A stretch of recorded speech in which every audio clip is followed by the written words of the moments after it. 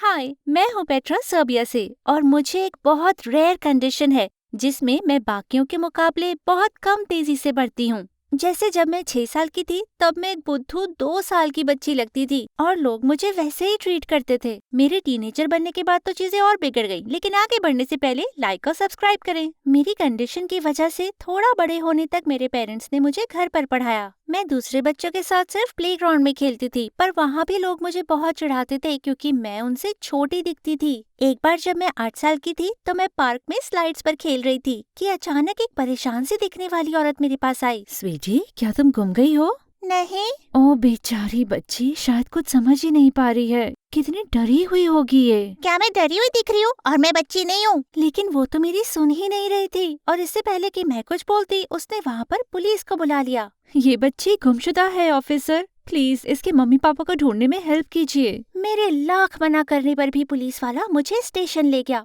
और मेरी फोटोज खींचने लगा मिसिंग चाइल्ड पोस्टर्स के लिए।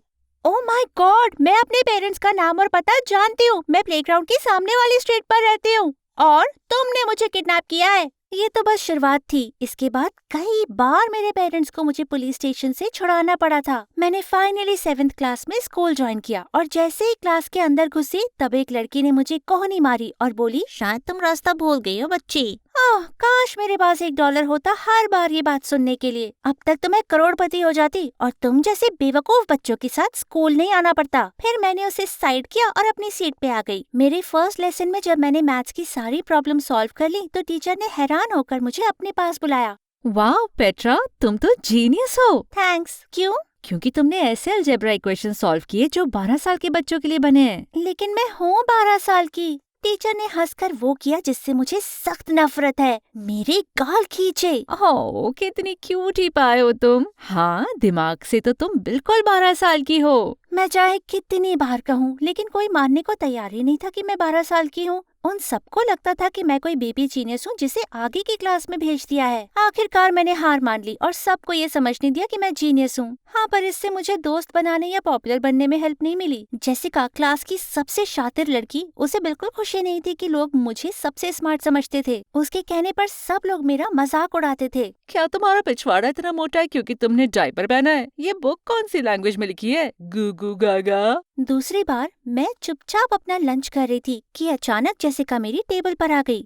ओह, ये छोटी बच्ची इतना खाना कैसे खाएगी अपने दूध के दांत से? तुम ऐसी क्यों हो जेसिका? क्या मतलब है तुम्हारा? मेरा मतलब तुम मेरे साथ इतनी बुरी क्यों हो? तुम स्कूल की सबसे पॉपुलर लड़की हो। हाँ, जानती हूँ, लेकिन तुम्हारे यहाँ टपकने से पहले मैं सबसे स्मार्टेस्ट भी थी। फाइन, तुम दुनिया की सबसे सुंदर और सबसे स्मार्ट लड़की हो। अब मुझे अकेला छोड़ दोगी प्लीज? श्योर, लेकिन पहले मैं सब मैश कर देती हूँ तुम्हारे दूध के दांत के लिए। और फिर उसने मेरे खाने को मुक्के से मसलना शुरू कर दिया। OMG, तुम कितनी साइको हो। ये कहकर मैंने पिचके हुए केक को उठाया और उसके मुंह पे दे मारा।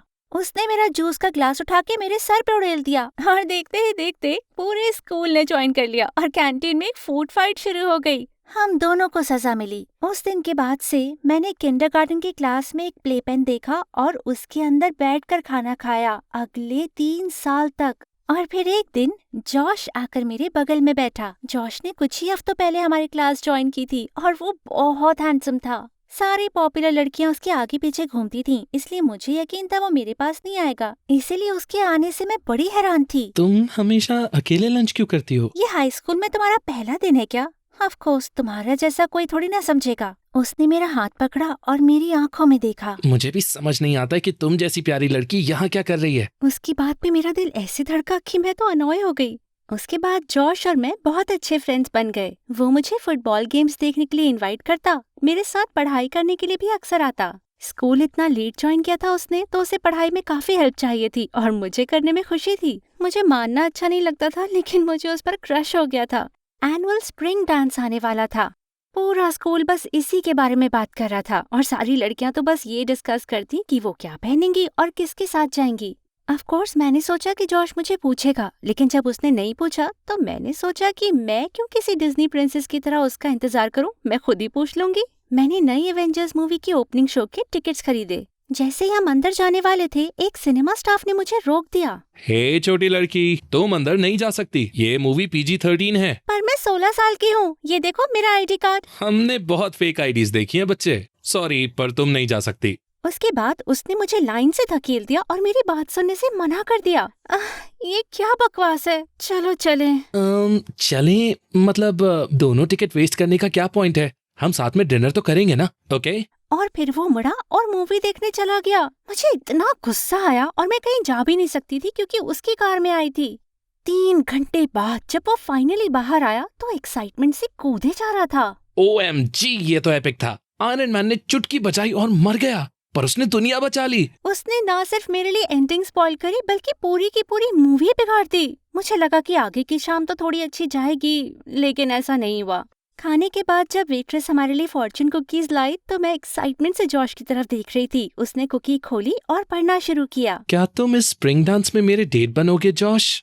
उसने बड़ी हैरानी से मेरी तरफ देखा। पेट्रा, पता नहीं कैसे कहूँ पर नहीं, तुम ये सोच भी कैसे सकती हो? तुम मेरी छोटी बहन जैसी हो और मैं जेसिका को पूछ चुका हूँ। तुमने चीजें काफी ऑकवर्ड कर दी हैं। मैं इतनी दुखी और इतनी स्टूपिड फील कर रही थी। मैंने पानी का ग्लास उसके मुंह पे दे मारा। काश मैं चुटकी बचाकर तुम्हें गायब कर देती। ये बोलकर मैं वहाँ से निकली और बस लेकर घर चली गई। हाई स्कूल खत्म हुआ और मैं कॉलेज पहुंची और इस बात की खुशी मुझसे ज्यादा तो और किसी को नहीं थी। कॉलेज पास ही था तो मेरे माँ बाप अक्सर मिलने आ सकते थे या फिर मुझे जेल से छुड़ाने जब भी मुझे अंडर एज ड्राइवर समझ के पुलिस अरेस्ट कर लेती। गॉश, ये महीने में 3री बार हुआ है। तुम पुलिस वाले इतने स्टूपिड क्यों हो? दिखता नहीं क्या कि एक रियल ड्राइविंग लाइसेंस है? उसका मतलब ये नहीं है ऑफिसर। चलो बेटा, चलो भी। मेरे पेरेंट्स हमेशा मेरा साथ देते, लेकिन ये कोई नहीं समझता कि हमेशा बच्चों जैसा ट्रीटमेंट मिलना मेरे लिए कितना फ्रस्ट्रेटिंग था। लेकिन फिर मैं मिली एंड्रयू से। मेरी यूनिवर्सिटी के 2nd ईयर में मैंने एक टीचर के असिस्टेंट का जॉब ले लिया था एक कोर्स के लिए। मैं ये तो जानती थी कि बाकी स्टूडेंट्स मेरा पीठ पीछे मजाक उड़ाते हैं, लेकिन एक दिन उन्होंने हद कर दी। प्रोफेसर बीमार थे तो मैं उनकी जगह क्लास ले रही थी। जैसे ही मैंने बोर्ड की तरफ मुंह किया, मुझे बहुत सारे पेपर बॉल्स मारने लगे। मुड़ के देखा तो सब लोग हंस रहे थे। मैं तुम्हारी टीचर हूँ, तुम्हारे माँ बाप ने तुम्हें तमीज नहीं सिखाई क्या? तुम हमारी टीचर कैसे हो सकती हो? तुम तो बोर्ड तक पहुँच भी नहीं सकती हो बिना स्टूल के। वापस स्कूल जाओ लूजर। मेरे साथ ऐसे बिहेव नहीं कर सकते। जिसने भी ये हरकत की है मैं चाहती हूँ वो माफी मांगे इसी वक्त। नहीं तो क्या करोगी? अपनी मम्मी के पास जाके रोगी? तुम सबको हर असाइनमेंट में फेल कर दूंगी। जानते हो ना मैं ही ग्रेड करती हूँ पेपर। ओह नो, मैं तो डर गया। मिस पेट्रा, क्या आप मुझे माफ कर दोगी अगर मैं आपको एक लॉलीपॉप दूं? बहुत हुआ, निकल जाओ। खुशी से। चलो दोस्तों, चलते हैं। हम नहीं सुनेंगे किसी हाई स्कूल स्मार्टी पैंट्स को। और इसी के साथ सारी क्लास निकल गई। मैंने शांत रहने की बहुत कोशिश की, लेकिन उनके जाते ही मैं गुस्से से रोने लगी। और तभी किसी ने मेरे कंधे पर हाथ रखा। मैंने मुड़कर देखा तो वो था एंड्रयू, एक स्टूडेंट। उनके बर्ताव के लिए मैं तुमसे माफी मांगता हूँ। मुझे लगता है कि तुम काफी स्मार्ट हो और सुंदर भी।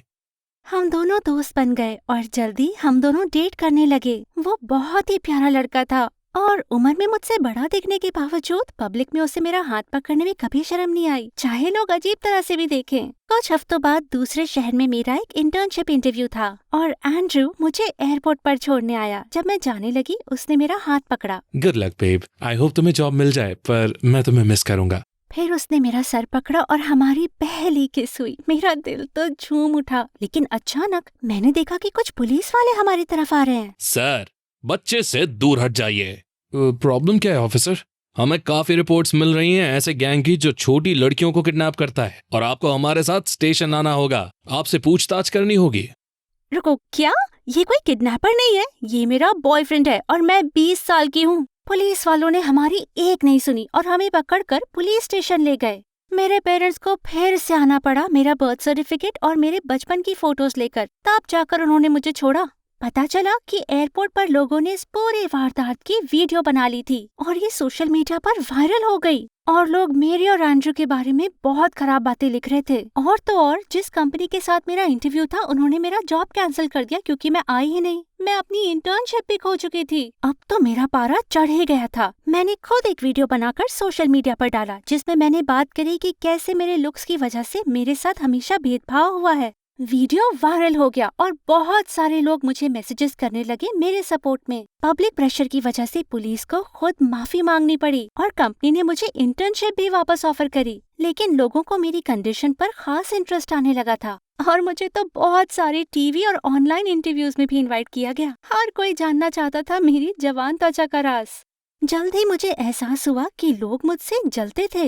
एक सुबह मैंने दरवाजे से लोकल न्यूज़पेपर उठाया और हैरान रह गई ये देखकर कि मेरा चेहरा फ्रंट पेज पे था इस हेडलाइन के साथ, लड़की को मिला इटर्नल यूथ का सीक्रेट। बेब, यहाँ आओ और खिड़की के बाहर देखो जरा। मैं शॉक हो गई ये देख के कि हमारी अपार्टमेंट बिल्डिंग के सामने लोगों की भीड़ जमा थी और मुझे देखते ही वो सबके सब चिल्लाने लगे, क्या आपको फाउंटेन ऑफ यूथ मिल चुका है? बताइए कहाँ है? इतनी यंग दिखने के लिए आप क्या खाती है, बताइए मुझे।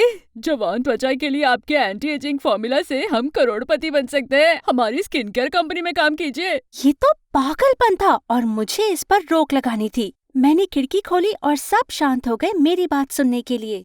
सुनिए, ये कोई सीक्रेट नहीं है, ये एक कंडीशन है जो मुझे बचपन से है और ये कोई वरदान नहीं है। पूरी जिंदगी मुझे कभी किसी ने सीरियसली नहीं लिया। हाई स्कूल में मुझे हमेशा बुली किया गया। मेरा मैसेज आप सबके लिए यही है कि हम जैसे भी हैं उसी में खुश रहें और हम बाकी सबको वैसे एक्सेप्ट करें जैसे वो हैं। थैंकफुली ये मैसेज बहुत सारे लोगों ने सुना और मुझे फिर कभी किसी ने तंग नहीं किया। फिर भी मैं काफी फेमस हो गई और लोग मुझे अक्सर बुलाते थे सेल्फ एक्सेप्टेंस और बुलिंग पर बात करने के लिए। एंड्रयू और मैं अब शादीशुदा हैं और हमारे 2 बच्चे हैं और वाकई में उन्हें बुरा नहीं लगता जब कोई कहता है कि मैं उनकी माँ नहीं लगती।